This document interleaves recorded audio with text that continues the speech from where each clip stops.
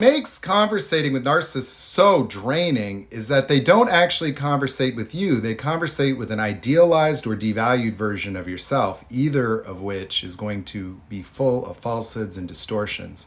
They don't hear what you say accurately. They don't interpret your intentions or meanings correctly. They take things that you say out of context to stretch them to fit a narrative that correlates with how they are interpreting you in the moment based on where they are at in their own psychology.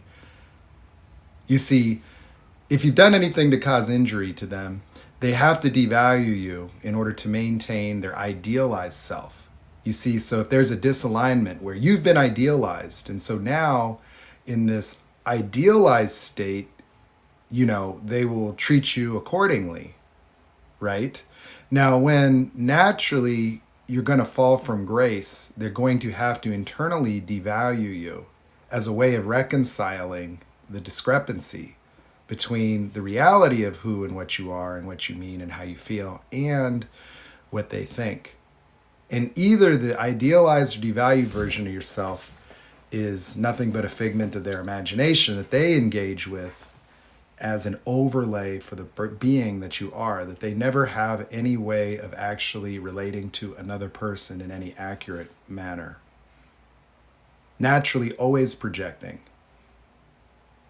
So that can be exhausting because it creates arguments in ordinary conversations, because your mind is naturally going to try to correct falsehoods, misinterpretations, things taken out of context. And they are going to fight for the preservation of their version of reality. Because your truth and your version of reality and your version of yourself and your version of events and your version of what they did or didn't do causes narcissistic injury for them. These people, whenever injured, have to reconstruct their identity, re-idealize everything that's happened, and live in total denial of anything that they may have done, said, or how they may have behaved that is a violation of their grandiose ideal self. And this can create a lot of frustration and confusion. Tremendous amount of energy loss, because these conversations take much longer. And often, eventually people get trained into understanding the limitations of engaging with these people, that there are things that are off limits. You understand that you can't really impact them. You're unable to penetrate their version of reality and offer anything other than agreement.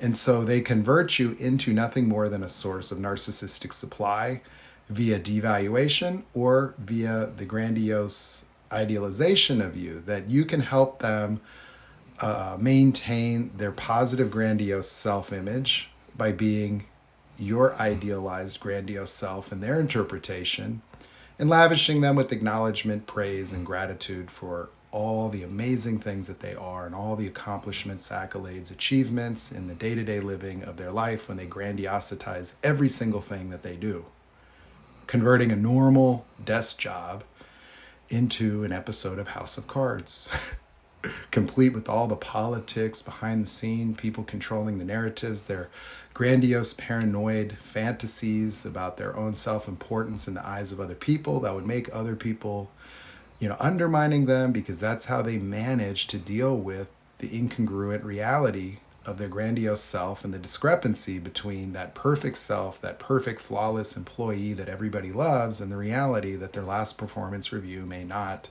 actually suggest that they are as great as they think they might be. And so narcissists have very poor reality testing.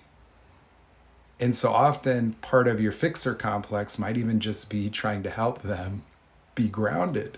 But it can be the most frustrating thing in that as you become devalued, even the devaluation provides narcissistic supply, because you're protesting, you're arguing, you're standing up for yourself, you're trying to correct the record, you're trying to create accountability. The intensity of your emotional reactions to their behaviors and actions fits their grandiose need to even subordinate you and make themselves more important than you, that they get narcissistic supply out of triggering you and causing you to become emotionally dysregulated. Your emotional dysregulation is necessary for their emotional regulation. And so it's as if they're trading places with you. They're going to make you all unstable while they stabilize themselves off of the narcissist supply they get from you making them that important to allow them to hurt you this way.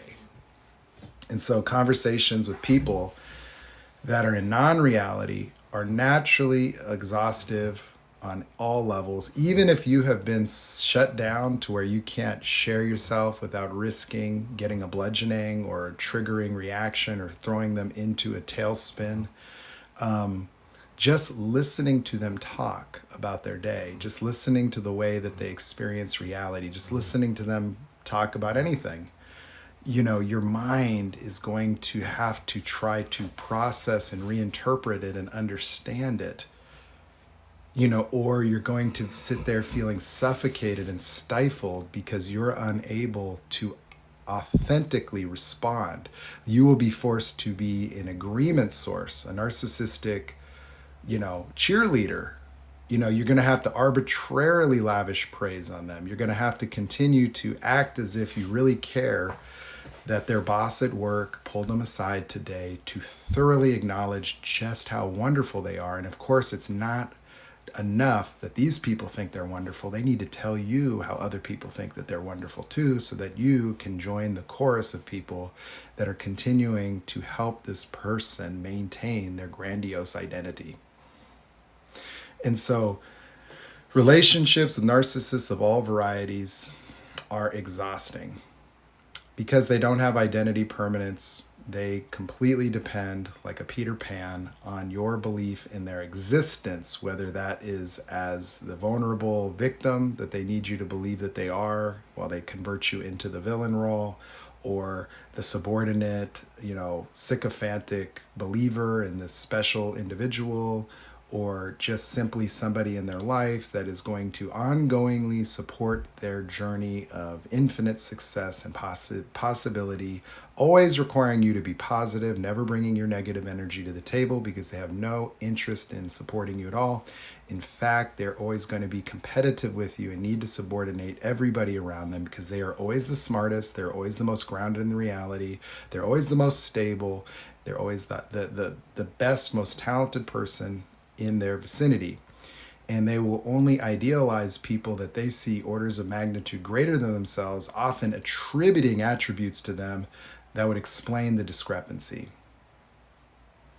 And so you'll notice that you, in the life of this individual, once they've devalued you in any way, no longer have a molecule of credibility or impact on them whatsoever.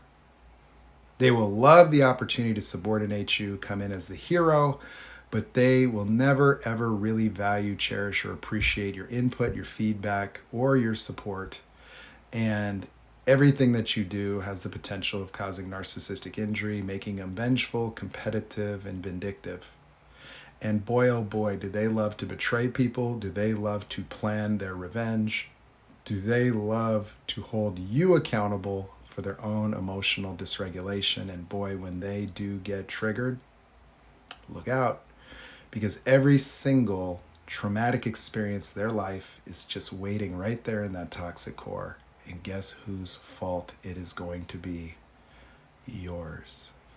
So, for people that are intact with a normally formed personality, narcissistic relationships will always result in an emotional decline, dysregulation, and you will become implanted in a dark version of reality where you are broken, you experience yourself as not good enough, and you might even feel irretrievable, like you literally are lost, you've lost your identity, nothing you say makes a difference, you're almost invisible, irrelevant, broken, and you almost would look at your own inability to aspire to just be your former self as more indication of your insufficiency. And they will be perfectly okay with it. So they will drain your energy, deconstruct you to nothing, and leave you for dead. And that's what you get for loving a pathological, toxic person like a narcissist. Hey, wow, thank you. Wish they would have come with an instruction manual. Why don't they teach this shit in school? Holy moly, why do we have to figure it out on TikTok?